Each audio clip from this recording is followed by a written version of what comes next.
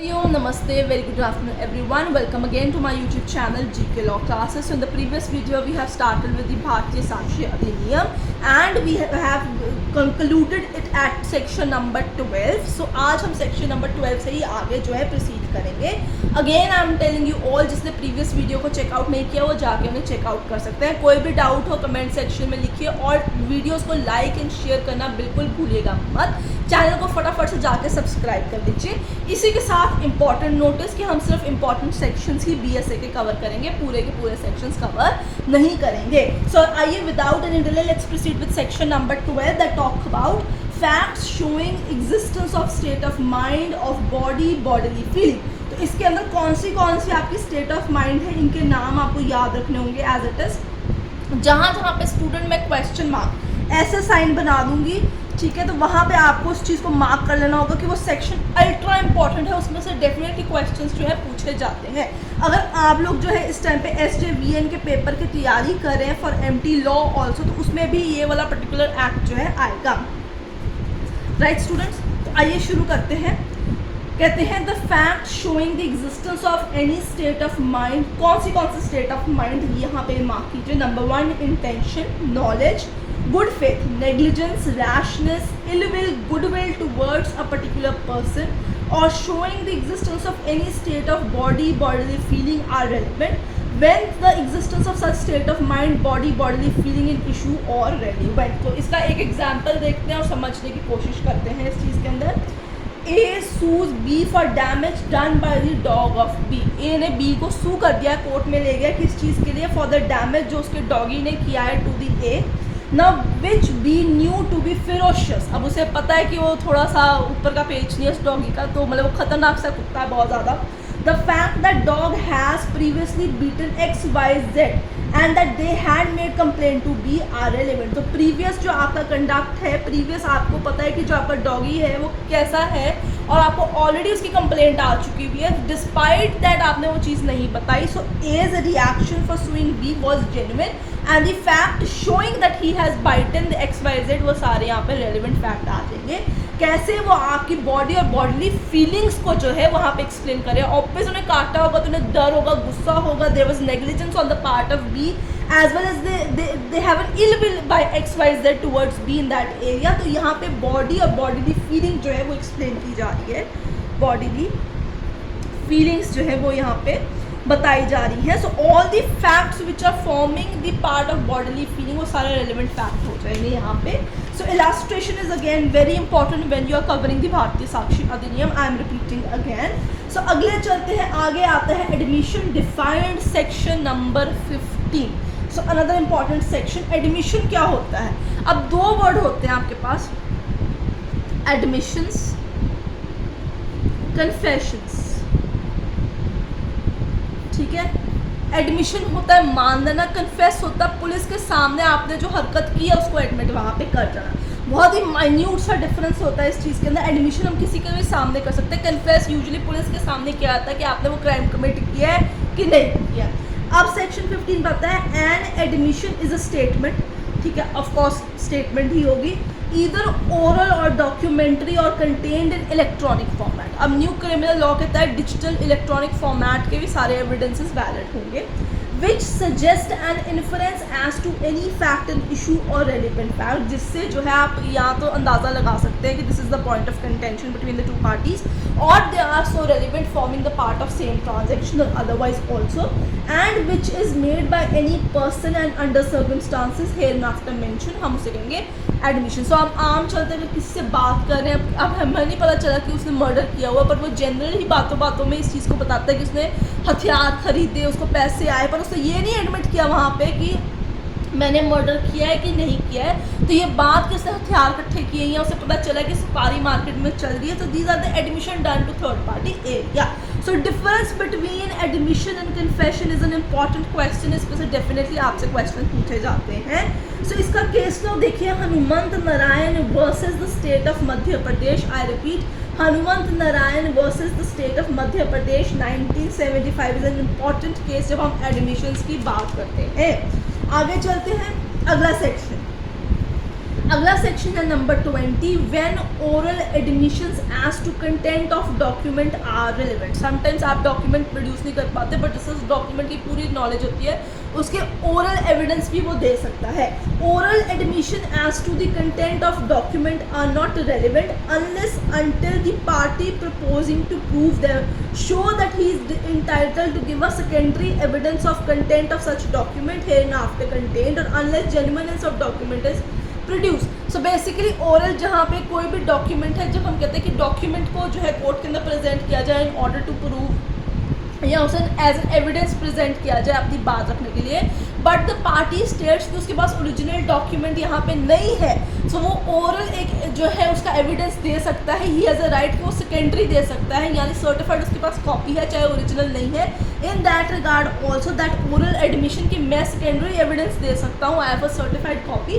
So oral admission as to content of document वो यहाँ पे रेलिवेंट हो जाएंगे। Admissions in civil case when relevant, section number 21 again is an important section student. कुछ sections होते हैं बीएसए में जिसमें सिर्फ आपको उसके सेक्शन का नाम और उसकी एक बेसिक क्रक्स की ज़रूरत होती है, जिसमें से क्वेश्चंस आते हैं वो मैं आपको डेफिनेटली साइमल्टेनियसली बताई जाऊंगी। In civil cases no admission is relevant if it is made either upon the express condition that evidence of it not to be given or under circumstance which court can infer that parties agreed together evidence it should not be given। so basically कहते हैं civil cases में हम admission जो है उनको relevance मांगते ही नहीं है। अगर ये चीज़ पाई जाए कि वो कहता है कि मैं एविडेंस ला के नहीं दूंगा या पार्टी ने कहा कि हम ये वाला पर्टिकुलर डॉक्यूमेंट कोर्ट में सबमिट ही नहीं करेंगे, so in civil cases it is not relevant. But इसमें आ गया जी आपका अगला क्वेश्चन, सेक्शन नंबर है 23, confession to police officer. So this is a general rule कि जब भी कोई कन्फेशन किया जाता है in the presence of police officer वो रेलिवेंट होता ही नहीं है, उसको एज एन एविडेंस हम यूज़ कर ही नहीं सकते। कोर्ट की डिस्क्रिशनरी पावर होती है कि उसको एज ए कोरैबोरेटिव एविडेंस देना है कि नहीं देना है, उसको कितना तवज्जो दिया जाएगा ये कोर्ट की अपनी मर्जी होती है। So no confession made to a police officer shall be proved as against a person accused to an offence, so it is a no evidence, definitely it is not an evidence। so confession made to judicial magistrate in his presence, only that evidence can be used against an accused person, otherwise the confession made by any person in front of a police officer cannot be used against an accused person in the offense। it is an important point here because no confession made by any person while he is in the custody of the police officer, so no confession, I repeat, made by any person while he is in the custody of police officer unless it is made in the immediate presence of magistrate shall be proved against him। सो उसकी यही same बात आ गई है आप लोगों के पास कि evidence जो पुलिस ऑफिसर के सामने कन्फेस किया जाता है उसको आप अक्यूज पर्सन के अगेंस्ट यूज नहीं कर सकते unless an alternative confession has been made in the presence of judicial magistrate. So ये एक इम्पॉर्टेंट पॉइंट है यहाँ पे। इसी के साथ यहाँ पे बेसिकली 26 और 27 section number of Indian evidence act 23 number section of BSA में क्लब कर दिए गए हैं, 2 सेक्शन क्लब हुए हैं। अगेन यहाँ से क्वेश्चन आपके पास आने वाला है, confession to PO and discovery of facts, ठीक है, डिस्कवरी ऑफ थिंग्स, ठीक है। इसका क्वेश्चन यहाँ पे आता है आपके पास, provided, please mark it out, provided when any fact is disposed of as to discovered in consequence of information received from accused person to an offence in the custody or to the police officer, so much of such information, whether it amounts to confession or not, relate distinctly fact discovered may be proved। So it was earlier section number 27, discovery of an evidence or the thing। So उन्होंने यहाँ पे ये बात की कि जब भी confession made की जाएगी to the police officer, it won't be relevant against, it won't be relevant against, won't, ठीक है, वो relevant नहीं होगी against the accused person unless and until that particular confession has been made in the presence of a judicial magistrate। In case a statement, a confession has been made against an accused person to a police officer, जिसके कारण जब वो statement दी गई है, वो confession की गई है, the police officer discover something different which is relevant to the fact and issue. कोई आपकी स्टोलन चीज़ें हैं उसकी बरामदगी हुई है, या कोई और थर्ड पर्सन भी मिला है उस क्राइम में, उसके बारे में अगर बताया गया, कन्फेशन किया गया कि वो XYZ पे छुपा है और आपने जाके पुलिस ऑफिसर्स ने उसे धर दबोचा वहाँ पे, सो दैट पर्टिकुलर फैक्ट, पूरी कन्फेशन नहीं, उस कन्फेशन में से पर्टिकुलर फैक्ट, द डिस्कवरी, जिसके कारण कोई थिंग या पर्सन के बारे में पता चला है, that discovery would amount to what, that will be admissible into that area, उसे रेलिवेंट फैक्ट माना जाएगा। इसका बहुत इंपॉर्टेंट केस लॉ आता है Mohammed Inayatullah versus state of Maharashtra 1976। Mohammed Inayatullah versus state of Maharashtra 1976 is an important case law, right? 25 again, admissions not conclusive proof may stop, right? अगला important section जो आज का आखिरी सेक्शन होगा इस वीडियो का, वो है डाइंग डिक्लेरेशन। इसमें से क्वेश्चन आता ही आता है, रिपीट क्वेश्चन आता ही आता है डाइंग डिक्लेरेशन में। Section number is 26, cases in which statement of relevant fact by person. ठीक है, कि वो सारे केसेस जिसमें किसी भी मरते हुए इंसान ने कोई स्टेटमेंट दी है, कोई पर्सन फाउंड नहीं हो रहा, वो गुम होने से पहले कोई स्टेटमेंट, कोई फैक्ट बता के गया, उन सबको रेलिवेंट फैक्ट जो है कोर्ट कंसिडर करेगी। Statement made by person who can not be called into witnesses.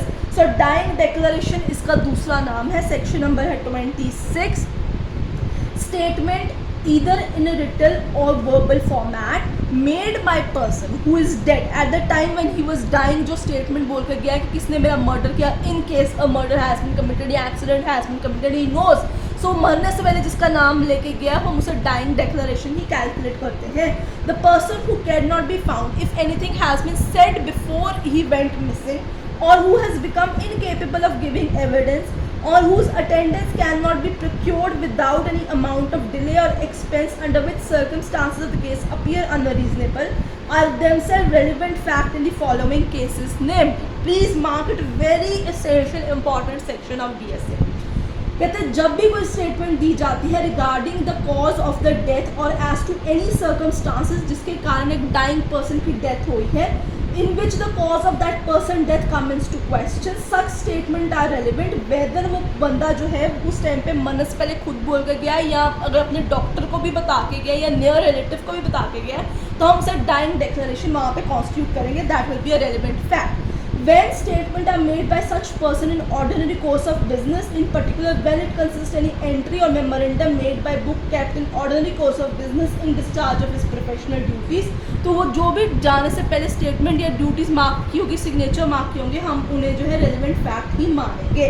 इसके दो इंपॉर्टेंट केस लॉज आते हैं, Queen Empress versus Abdullah 1885, Ukkaram UKA, Ukkaram versus state of Rajasthan 2001। Dying declaration के ये दो इंपॉर्टेंट केस लॉज रहते हैं। हम कुछ इलास्ट्रेशंस देखकर आज की वीडियो को यहाँ पे ही एंड करेंगे। सबसे पहले देखिए, the question is whether A has murdered B और A died of injury receiving in transaction of course of which she was ravished. ठीक है, now the question is whether she was ravished by B और the question is whether A was killed by B under such circumstances, a suit would lie against B by A widow. Now statement made by A, statement जो भी A ने दी है as regarding to his और her death, referring respectively to murder, rape और actionable wrong under consideration, वो सारी की सारी स्टेटमेंट रेलिवेंट फैक्ट होंगी, डाइंग डिक्लेरेशन कॉन्स्टिट्यूट की जाएगी। The question as to the date of age birth, कि किस तरीके को ए का जन्म हुआ है, any entry made in diary of deceased surgeon regularly kept in course of business, जो मरते दम तक अपनी एक डायरी मेंटेन करता है कि आज किसकी डिलीवरी हुई, कितने बजे, कौन सा बेबी बॉय हुआ, उसकी मदर का फादर का नाम क्या है, या बेबी गर्ल जो भी हुई है, stating that on given day he attended A's mother and deliver her of son, वो सारी फैक्ट into the डायरी के अंदर जो लिखा गया वो सारा रेलिवेंट फैक्ट हो जाएगा। The question is whether A B are legally married, क्या इन दोनों की शादी हुई है। The statement of deceased clergyman, जिन्होंने उनकी शादी कराई है जो पादरी साहब होंगे, that he married them under circumstances the celebration would be a crime is relevant. So यहाँ पे ये चीज़ आपको ध्यान में रखनी होगी। सो यहाँ पे the question is whether A a person who can not be found, he is missing, he wrote a letter on a certain day, the fact that letter written by him dated on the day is relevant, जिससे अंदाज़ा लगाया जा सकता है वो कब से missing चल रहा है। सो स्टूडेंट, ये सारे इलास्ट्रेशंस बहुत ज़्यादा ज़रूरी है। अगर आपको कहीं पे भी डाउट फील होता है तो आप पूछ सकते हैं। हम अगेन इंपॉर्टेंट सेक्शंस ही कवर कर रहे हैं। इन केस यू वांट कि मैं कोई पर्टिकुलर सेक्शन जो है उसको ज़्यादा अच्छे तरीके से इलेबोरेट करूँ, क्योंकि हमारे पास टाइम कम होता है तो हम इसे थोड़ा शॉर्ट और क्रिस्प ही रखने की कोशिश करते हैं।